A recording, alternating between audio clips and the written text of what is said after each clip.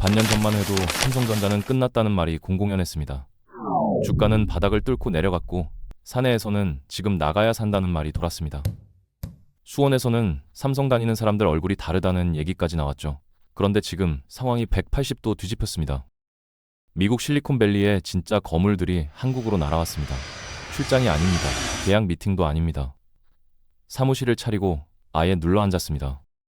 이유는 하나입니다. 반도체를 못 가져가면 끝장이 나기 때문입니다. 지금 이 판에서는 물량 하나 못 따오면 본사에서 자리 날아가고 임원평가에 찍히고 커리어가 통째로 날아갑니다. 그래서 세계 최고의 IT 기업들이 자존심도 체면도 내려놓고 한국 땅에 상주하며 삼성 줄을 서고 있는 겁니다. 이게 단순한 업황 회복일까요? 주가 반등 정도의 이야기일까요? 아닙니다. 지금 벌어지고 있는 건 반도체 권력이 이동하는 순간입니다. 그리고 이 변화는 삼성만의 이야기도 반도체 업계만의 이야기도 아닙니다. 우리 월급, 집값, 투자판, 국가의 먹거리까지 전부 이 흐름과 연결돼 있습니다. 왜 갑자기 판이 뒤집혔는지, 누가 쥐고 흔들고 있는지, 그리고 이게 우리 인생에 어떤 의미인지 지금부터 그 이야기를 시작해 보겠습니다. 재미있는 장면 하나 소개해드리겠습니다. 얼마 전 경주였습니다. 그날 경주에서 업계 사람들이 깜짝 놀랄 만한 장면이 포착됩니다. 젠슨 황과 이재용이 아무 예고도 없이 마주 앉은 겁니다. 공식 일정 같은 건 없습니다. 공동 기자회견도 없습니다. 그래서 업계에서는 이 만남을 이렇게 불렀죠. 깐부회동 깜짝 만남, 말 그대로입니다. 두 사람이 무슨 말을 나눴는지는 아무도 모릅니다. 녹취도 없고 보도자료도 없습니다. 그런데 이상한 일이 벌어집니다. 결과가 너무 빨리, 너무 크게 튀어나온 겁니다. 며칠 뒤 엔비디아가 발표합니다. GPU 26만 개를 한국에 공급하겠다고요. 그리고 그중 5만 개가 삼성전자로 간다고 밝혔습니다. 용도는 명확합니다. AI 인프라 구축, 데이터 센터, 초대형 연산, 차세대 AI 훈련용입니다. 이 뉴스가 나온 그날 삼성전자 주가는 하루 만에 5% 이상 폭등합니다. 시가총액으로 따지면 단 하루 만에 수십조 원이 늘어난 겁니다. 여기서 질문 하나 던져볼까요? 계약서 한 장 공개된 것도 아니고 숫자 몇 줄 나온 발표 하나였을 뿐인데 CEO 두 사람이 만났다는 사실만으로 회사의 가치가 수십조 원씩 움직이는 게 정상일까요? 이건 단순한 호재 뉴스가 아닙니다. 이건 시장이 이렇게 말하고 있는 겁니다. 판이 바뀌었다. 이제 삼성은 선택받는 쪽이다. AI 시대의 핵심 자리에 다시 앉았다. CEO 한 명의 말, 아니 정확히는 CEO 한 명의 움직임이 이 정도 파급력을 가진다는 사실. 이게 바로 지금 반도체 전쟁의 현실입니다. AI가 세상을 바꾸고 있다는 말은 이제 누구나 합니다. 그런데 AI가 돌아가려면 뭐가 필요한지 아는 사람은 많지 않습니다. 전기도 필요하고 소프트웨어도 필요하지만 가장 핵심적인 건 연산 능력입니다. 그리고 연산 능력의 심장이 바로 반도체거든요. 여기서 충격적인 숫자 하나 알려드리겠습니다. 챗GPT 질문 한 번에 들어가는 전력이 구글 검색의 10배라고 합니다. 10배요. 그만큼 복잡한 계산이 필요하다는 뜻입니다. 이런 계산을 처리하려면 고성능 칩이 대량으로 필요합니다. 문제는 이 칩을 만들 수 있는 회사가 전 세계에 손에 꼽는다는 겁니다. 수요는 폭발하는데 공급은 제한적입니다. 경제학 원론에서 배운 그대로죠. 가격이 치솟을 수밖에 없는 구조입니다. 실제로 어떤 일이 벌어졌는지 보여드리겠습니다. 고성능 메모리 중에서 DDR5 327이라는 제품이 있습니다. 이 제품 가격이 지난 12개월 동안 7배나 뛰었습니다. 7배요. 작년에 10만 원 하던 게 올해 70만 원이 된 겁니다. 만드는 비용은 거의 그대로인데 판매 가격만 7배가 됐습니다. 팔기만 하면 돈이 쏟아지는 구조가 만들어진 거죠. 반도체 회사 입장에서는 표정 관리가 안 될 정도라는 표현이 나올 만합니다. 업계에서 도는 우스갯소리가 있습니다. 요즘 반도체 영업사원은 영업을 안 한대요. 대신 뭘 하느냐? 주문 순서를 정리한다고 합니다. 손님이 사달라고 줄을 서니까 누구한테 먼저 줄지 결정하는 게 일이 된 거죠. 지금 이 흐름의 정중앙에 삼성전자가 서 있습니다. 2026년 기준으로 돌아보면 2025년 7월부터 9월까지 단 석 달 동안 삼성전자가 벌어들인 매출이 86조 원입니다. 86조요. 이건 그냥 큰 숫자가 아닙니다. 삼성전자 역사상 분기 기준 최고 매출입니다. 하루로 나누면 어떨까요? 하루에 거의 1조 원씩 번 셈입니다. 아침에 문 열고 밤에 닫으면 그날 매출이 1조에 가까운 회사가 된 겁니다. 영업이익도 마찬가지입니다. 같은 분기 12조 원을 찍었습니다. 불과 상반기까지만 해도 시장에서는 이런 말이 지배적이었습니다. 수익성은 SK하이닉스가 위다. 삼성은 규모는 크지만 이익은 밀린다. 그 평가가 하반기 들어서 단숨에 뒤집혔습니다. 단기 반등이 아닙니다. 일회성 호재도 아닙니다. 업계에서는 이렇게 정리합니다. 절치부심 끝에 체질이 바뀌었다고요. 그리고 시선은 이미 그 다음 분기로 가 있습니다. 2025년 마지막 분기, 시장이 공통적으로 주목하는 숫자가 하나 있습니다. 2018년 3분기 영업이익 17조 5천억 원. 삼성전자 역사상 아직까지 깨지지 않은 전설 같은 기록입니다. 그런데 2026년 현재 증권사 컨센서스는 거의 한 방향입니다. 18조 원은 넘긴다. 가능하면 20조 원도 본다. 이 말의 의미는 단순합니다. 기록 경신이 아니라 레벨 자체가 바뀌었다. 예전의 삼성은 사이클을 타는 회사였습니다. 지금의 삼성은 AI 인프라 시대의 기본값이 되고 있습니다. 이게 왜 중요하냐면요. 이 숫자들은 단순히 삼성 실적 이야기로 끝나지 않기 때문입니다. 이 흐름은 한국 반도체 산업의 위상, 글로벌 기업들의 줄서기 구조, 그리고 우리 경제의 다음 먹거리까지 전부 연결돼 있습니다. 이제부터 중요한 질문은 이겁니다. 이 흐름이 얼마나 더 갈 것인가, 그리고 누가 이 판에서 탈락할 것인가. 이제 그 이야기를 이어가 보겠습니다. 잠깐 업계 비화 하나 들려드리겠습니다. 수원에 삼성전자 본사가 있는 건 아시죠? 그 동네에서 1년 전만 해도 이런 얘기가 돌았다고 합니다. 하이닉스로 이직하고 싶다. 거기가 분위기가 좋다더라. 이런 말들이요. 그런데 요즘은 완전히 반대래요. 성과급이 연봉의 절반에 육박한다는 소문이 돌 정도로 분위기가 달라졌습니다. 이직 얘기는 쏙 들어갔고 다들 신나서 일한다고 합니다. 분위기라는 게 참 무섭습니다. 같은 사람들이 같은 일을 하는데 실적이 좋으면 사기가 오르고 실적이 나쁘면 사기가 떨어집니다.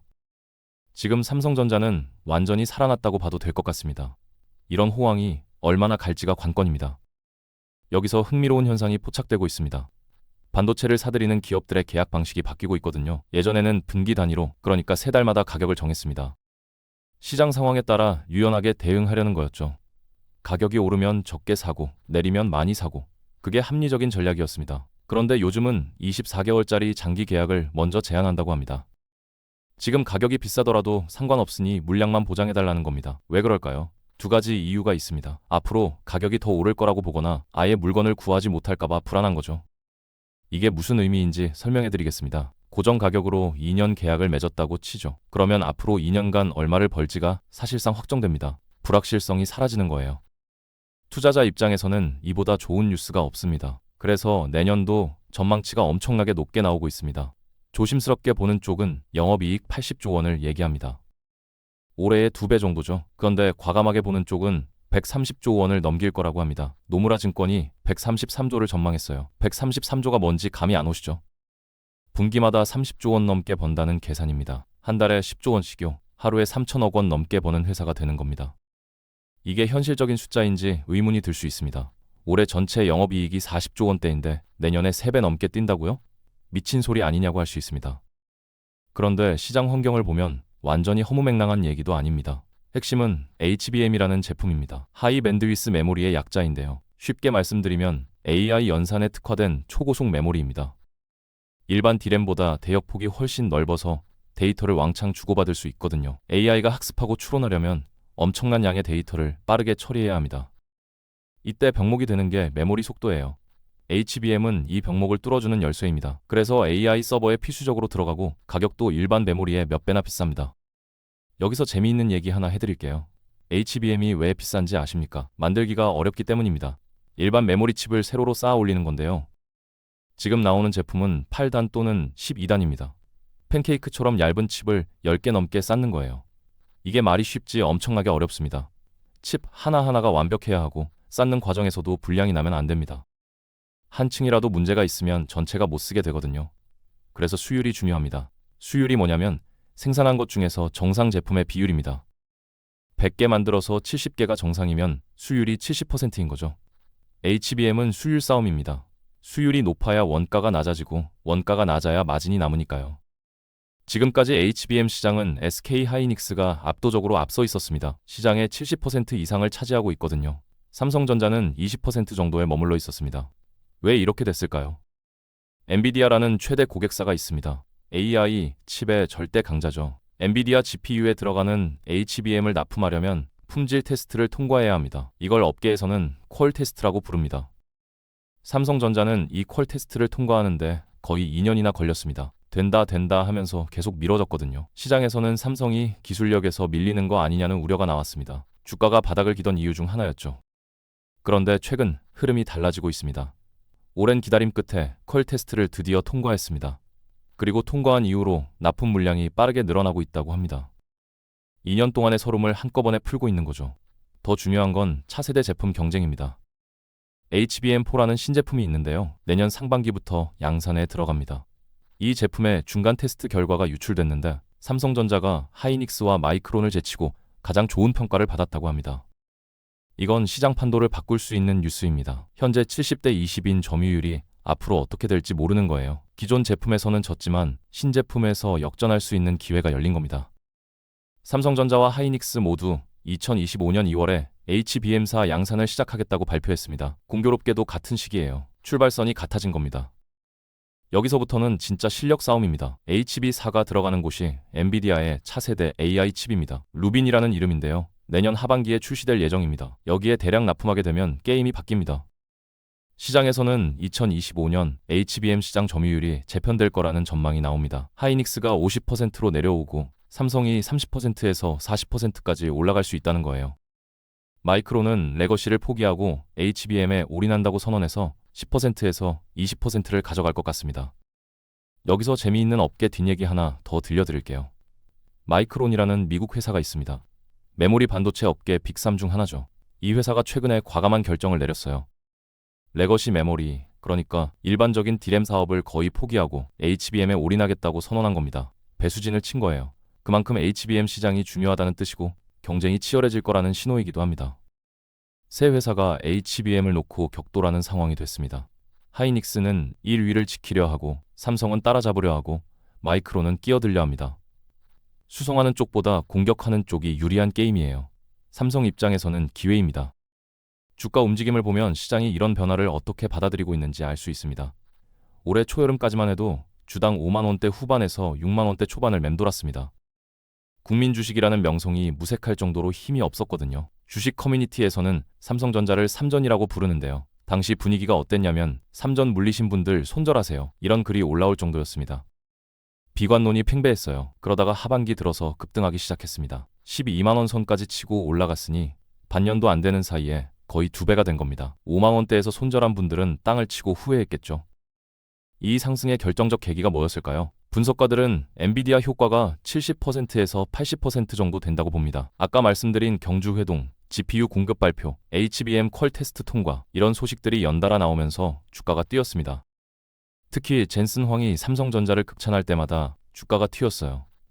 로봇용 칩을 삼성에서 다 만든다. 이런 발언이 나온 날 하루에 5% 넘게 올랐습니다. CEO 한마디에 시가총액이 수십조 원씩 움직인 거죠. 예전에 삼성전자 주가가 300만 원일 때는 귀족 주식이라고 불렸습니다. 개인 투자자들이 살 엄두를 못 냈거든요. 그런데 액면 분할 이후로 가격이 낮아지면서 지금은 국민 주식이 됐습니다. 웬만한 분들이 다 몇 주씩 갖고 계세요. 메모리 얘기는 여기까지 하고 파운드리 얘기를 해보겠습니다. 파운드리가 뭐냐면 반도체 위탁 생산입니다. 애플이나 엔비디아처럼 칩을 설계만 하고 공장은 없는 회사들이 있거든요. 이런 회사들 대신 칩을 만들어주는 사업입니다. 이 시장에서는 대만의 TSMC가 절대 강자입니다. 점유율이 70%를 넘습니다. 삼성전자는 7%밖에 안 돼요. 70대 7입니다. 10배 차이죠. 몇 년 전에 이재용 회장이 10년 안에 따라잡겠다고 선언했는데 현실은 오히려 격차가 벌어지고 있었습니다. 업계에서는 이런 표현을 씁니다. 삼성 파운드리는 개점 휴업 상태다. 공장은 지어놨는데 주문이 없어서 놀고 있다는 뜻이에요. TSMC에 주문이 몰리니까 삼성까지 올 물량이 없는 거죠. 그런데 여기서도 변화의 조짐이 나타나고 있습니다. 전기차 분야의 선두주자가 20조 원 규모의 대형 계약을 맺었거든요. 자율주행 칩을 자체 설계하는데 그동안 TSMC에서 만들었습니다. 그런데 이번에 삼성으로 옮긴 겁니다. 빈집에 큰 손이 들어온 거예요. 상징적인 의미가 큽니다. 왜 이런 결정을 내렸을까요? 여러 가지 이유가 복합적으로 작용했습니다. 일단 TSMC가 너무 바쁩니다. 전 세계 반도체 수요가 몰리면서 공장이 풀가동 상태거든요. 주문을 넣어도 원하는 시기에 물량을 못 받는 경우가 많습니다. 내가 아무리 돈을 줘도 물건을 제때 못 받으면 문제가 되잖아요. 비용 문제도 있습니다. 독점적 지위를 이용해서 높은 가격을 부르고 있거든요. 나 아니면 만들 데 없으니까 내 가격에 맞춰. 이런 식이에요. 협상력이 전적으로 TSMC한테 있는 겁니다. 반면 삼성은 물량이 남아도는 상황이라 가격적으로 경쟁력이 있습니다. 같은 품질이라면 더 싸게 만들어줄 수 있거든요. 나는 싸게 해줄 수 있는데 왜 비싼 데 가세요? 이런 제안이 가능해진 겁니다. 지리적 위험도 중요한 요소입니다. TSMC 공장은 대부분 대만에 있는데 대만은 중국과의 긴장 관계가 있죠. 만약에 뭔가 일이 터지면 공급이 끊깁니다. 대안이 없어지는 거예요. 거기다 대만은 지진도 자주 발생합니다. 반도체 공장이 지진에 얼마나 취약한지 아세요? 나노미터 단위로 작업하는데 땅이 흔들리면 수율이 확 떨어집니다. 실제로 지진 때문에 공급에 차질이 생긴 적도 있습니다. 공장 하나에 모든 걸 걸기에는 불안 요소가 많거든요. 리스크를 분산해야 할 필요성이 커지고 있습니다. 삼성이라는 대안이 매력적으로 보이기 시작한 배경입니다. 여기서 우픈 얘기 하나 해드릴게요. TSMC도 이런 리스크를 알고 있어서 미국 애리조나에 공장을 짓고 있습니다. 미국 정부의 요청에 따른 건데요. 결과가 어떻게 됐을까요? 형편없다고 합니다. 미국 공장은 인건비가 비싸고 숙련된 기술자도 부족합니다. 대만에서 수십 년간 쌓아온 노하우를 새 땅에서 재현하기가 쉽지 않거든요. 적자가 나고 있다는 보도도 나왔습니다. 거기다 미국 정부가 계속 더 지으라고 압박합니다. 리쇼어링이라고 해서 제조업을 자국으로 가져오려는 정책인데요. TSMC 입장에서는 돈이 안 되는 투자를 계속 해야 하는 상황이에요. 그래서 속도를 늦추고 있다는 분석이 나옵니다. 어차피 나 아니면 만들 데가 없으니까 굳이 무리해서 확장할 필요가 있느냐. 비용이 너무 많이 드니까 좀 천천히 가자. 이런 생각을 하고 있는 것 같습니다. 이 틈새를 삼성전자가 파고들고 있습니다. 그동안 생산 효율성 문제로 비판을 많이 받았거든요. 수율이 낮다, 불량률이 높다, 이런 평가들이요. 그래서 고객들이 삼성을 꺼렸습니다. 그런데 최근 들어 개선되고 있다는 평가가 나옵니다. 4나노 공정에서 대형 고객사 물량을 받은 것도 수율이 안정됐기 때문에 가능한 거죠. 2나노 공정에서도 성과가 나오면 TSMC 물량을 뺏어올 수 있습니다. 대형 고객사가 삼성 칩을 써보고 괜찮다고 평가하면 다른 회사들도 관심을 갖게 됩니다. 레퍼런스가 생기는 거예요. 저 회사도 쓰는데 우리도 써볼까? 이런 분위기가 형성될 수 있습니다. 당장 70대 7을 뒤집을 수는 없습니다. 그건 비현실적이에요. 하지만 3년 후에 65대 15 정도로 개선될 여지는 충분합니다. 조금씩 갉아먹는 전략이죠. 삼성이 할 수 있는 최선의 시나리오입니다. 자, 이제 가장 궁금해하실 주가 얘기를 해보겠습니다. 삼성전자 주가가 12만 원까지 올랐는데 20만 원까지 갈 수 있을까요? 이 질문에 답하려면 시가총액을 봐야 합니다. 현재 삼성전자 보통주 기준 시가총액이 710조 원 정도입니다. 영업이익의 적정 배수를 곱하면 대략적인 목표 시가총액이 나오는데요. 가장 낙관적인 시나리오를 적용해 보겠습니다.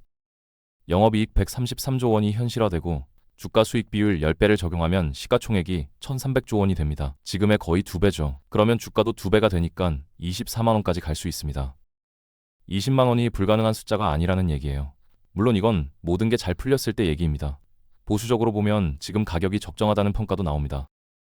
영업이익 80조에 배수 6배를 적용하면 그렇게 되거든요. 결국 메모리 가격이 얼마나 유지되느냐, HBM에서 점유율을 얼마나 늘리느냐에 달려 있습니다. 확실한 건 아무것도 없어요. 투자는 결국 확률 게임이니까요. 한 가지 재미있는 관점을 드려볼게요. 코스피 지수가 6천을 가려면 삼성전자가 최소 50% 이상 올라야 합니다. 왜냐하면 삼성전자 시가총액이 코스피 전체의 20% 가까이 차지하거든요. 삼성전자 없이 코스피 6천은 사실상 불가능합니다. 다른 종목들이 아무리 올라도 삼성전자가 안 오르면 지수가 안 올라요. 그래서 삼성전자 주가는 개인 투자자 입장에서도 한국 증시 전체로 봐도 굉장히 중요합니다. 전문가들은 15만 원에서 20만 원 구간이 관건이라고 말합니다. 기관과 외국인이 올려놓으면 개인이 받아서 더 올리는 장이 나와야 해요. 그 정도의 용기가 개인 투자자들한테서 나올지는 올 상반기쯤에 봐야 할 것 같습니다. 마지막으로 일본 변수를 살펴보겠습니다. 일본이 중국에 대한 포토레지스트 수출을 제한했거든요. 포토레지스트가 뭐냐면 반도체 공정에서 회로를 새기는 데 쓰는 핵심 소재입니다. 이게 없으면 칩을 못 만들어요. 5년 전에 일본이 우리나라한테도 똑같은 짓을 했었죠. 2019년이었는데요. 갑자기 포토레지스트 수출을 제한한다고 해서 반도체 업계가 난리가 났었습니다.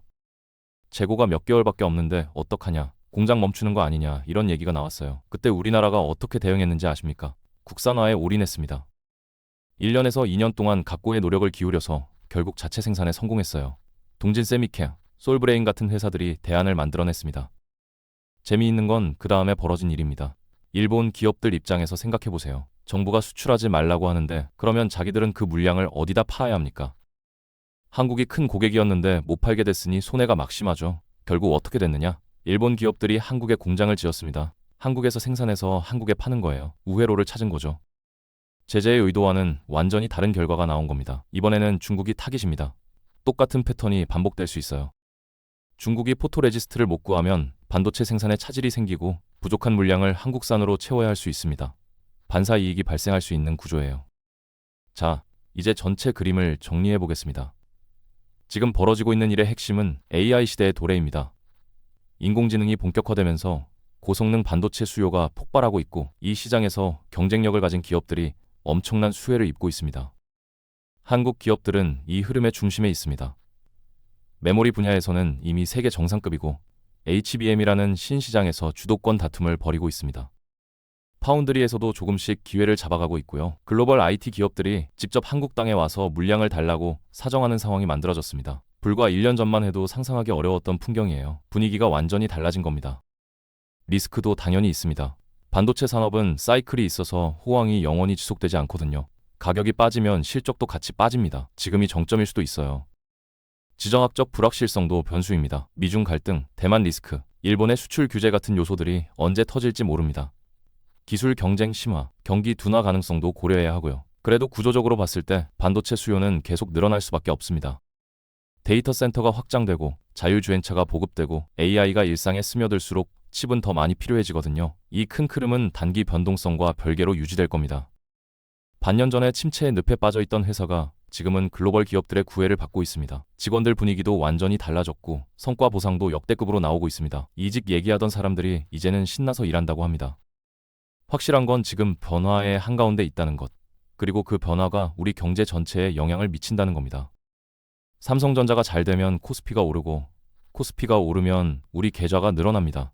이 흐름을 어떻게 해석하고 어떻게 대응할지는 각자의 판단에 달려 있습니다. 저는 팩트를 전해드렸고 선택은 여러분의 몫입니다. 오늘 내용이 그 판단에 조금이라도 도움이 됐으면 합니다.